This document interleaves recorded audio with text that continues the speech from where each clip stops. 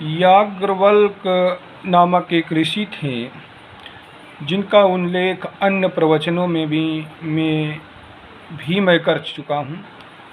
और उनके दो पत्नियाँ थीं, यानी दो स्त्रियाँ थीं।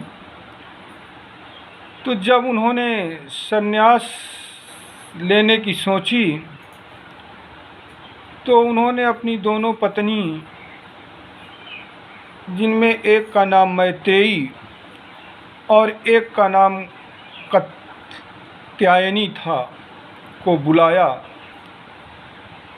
और कहने लगे, देवियों, मैं अब वानप्रस्थ आश्रम को जाना चाहता हूँ और सोच रहा हूँ कि अपनी संपत्ति का तुम दोनों में बंटवारा कर दूँ, जिससे तुम दोनों में आगे कोई विवाद न रह जाए।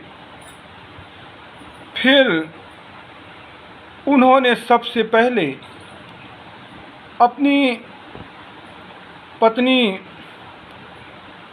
मैत्रेयी को अपने पास बुलाया और बोले, देवी, मेरी संपत्ति में आप कौन कौन सा भाग लेना पसंद करेंगी। तो चूँकि मैत्रेयी जो थी वो धार्मिक संस्कारों की थी, अध्यात्म ज्ञान की जिज्ञासु थी, और कात्यायनी जो थी वो भौतिकवादी थी, संसार की धन संपत्ति को पसंद करती थी। अब इस ढलती उम्र में मैत्रेयी ने कहा कि भगवान, इस धन संपत्ति को लेकर के मैं क्या करूंगी, और इसे कात्यायनी को ही दे दीजिए। क्या ये धन संपत्ति लेकर मैं अमर हो जाऊंगी?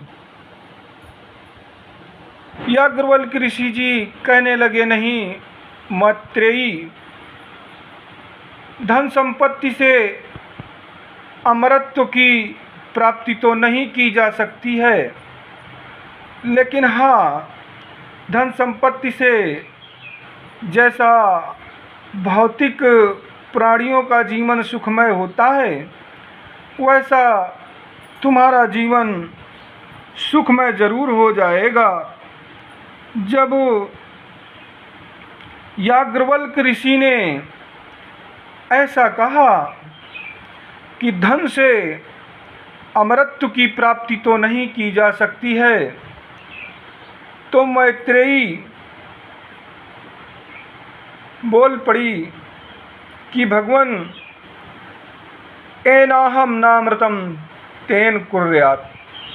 आप ये धन संपदा, यश वैभव कात्यायनी को ही दे दीजिए, और जिससे मुझको अमृत तत्व की प्राप्ति हो वो साधन मेरे लिए कहिए। अब याज्ञवल्क्य जी ने कहा कि अरे मैत्रेयी, तूने तो मेरे मन की बात कह दी, इसीलिए तू मेरी प्रिया है और सदैव प्रिय वर्ताव करती रही है, इसलिए तू मुझे प्रिय है। देखो, याज्ञवल्क्य ऋषि के दो पत्नियां हैं, उसमें याज्ञवल्क्य ऋषि मैत्रेयी के लिए प्रिया शब्द का प्रयोग कर रहे हैं और कात्यायनी के लिए भरणी शब्द का प्रयोग कर रहे हैं। यानी जो भरण पोषण की अधिकारिणी है, शास्त्रों में उसको भरणी कहा गया है, और जो अत्यंत प्रिय है उसे प्रिया कहा गया है। यानी पत्नी भरणी भी हो सकती है और प्रिया भी हो सकती है। ये उसके व्यवहार पर निर्भर है कि वो क्या बनना चाहती है। याज्ञवल्क्य ने कहा, हरि प्रिया, तूने मेरे मन की बात की है। वास्तव में निर्धन तो वो है जो इस संसार में आया और आत्म तत्व, अमृत तत्व को जाने बिना इस संसार से चला गया। तूने मेरे प्रिय के लिए अच्छा प्रश्न किया है। अब मैं तुझे धर्म का, अध्यात्म का, अमृतत्व का, आत्मा का, परमात्मा का, मोक्ष का वर्णन करूँगा। ऐसा कहकर के याज्ञवल्क्य ऋषि ने मैत्रेयी को ब्रह्म विद्या का उपदेश देना प्रारंभ किया। वह उपदेश ऋग्वेद की शाखा बृहदारण्यक उपनिषद में वर्णित है। बड़ा ही मार्मिक प्रसंग है।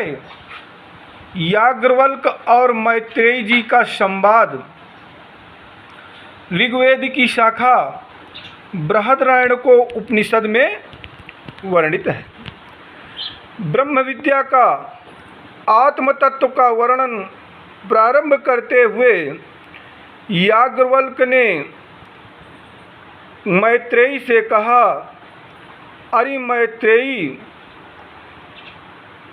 पति की कामना के लिए पति प्रिय नहीं होता, वरन अपनी ही कामना के लिए पति प्रिय होता है। यह संसार का नियम है। इसीलिए पत्नी की कामना के लिए पत्नी प्रिय नहीं होती, वरन अपनी ही कामना के लिए पत्नी प्रिय होती है।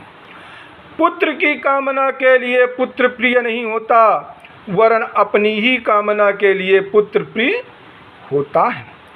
धन की कामना के लिए धन प्रिय नहीं होता, वरन अपनी ही कामना के लिए धन प्रिय होता है। अर्थात इसकी व्याख्या क्या है? इसकी व्याख्या ये है कि हमारी पत्नी हमको इसलिए नहीं प्रिय है कि पत्नी की कुछ कामनाएं हैं, पत्नी की कुछ इच्छाएं हैं, वरन हमें अपनी पत्नी इसलिए प्रिय है कि हमारी अपनी कुछ कामनाएं हैं, हमारी अपनी कुछ वासनाएं हैं, हमारी अपनी कुछ इच्छाएं हैं। जब हम वासनाओं के वशीभूत होते हैं, कामनाओं के वशीभूत होते हैं, तो पत्नी हमको प्रिय लगती है। उसके साथ साथ और भी इच्छाएं, कामनाएं बढ़ती हैं।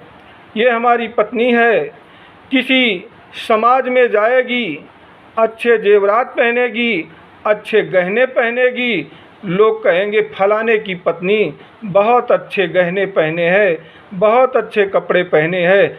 इससे हमारी कामनाएं और जागृत होंगी यश की, और हम अपनी कामनाओं की पूर्ति के लिए पत्नी को अच्छे अच्छे गहने और वस्तुओं का प्रबंध करेंगे। कामनाएं हमारी हैं, हम भले ही बहाना बनाएं कि हम तुम्हें बहुत प्यार करते हैं और तुम्हारे लिए इतनी इतनी वस्तुएं इकट्ठा करते हैं। इसीलिए किसी पत्नी को पति इसलिए प्रिय नहीं होता है कि पति की कुछ इच्छाएं होती हैं, पति की कुछ कामनाएं होती हैं। किसी भी पत्नी को पति इसलिए प्यारा होता है कि उस पत्नी की कुछ इच्छाएं होती हैं, कामनाएं होती हैं, और जब तक उस पत्नी की इच्छाएं और कामनाएं पूर्ण होती रहती हैं, तभी तक उसको पति प्रिय लगता है। वरना फिर दहेज उत्पीड़न का मामला भी दायर हो सकता है।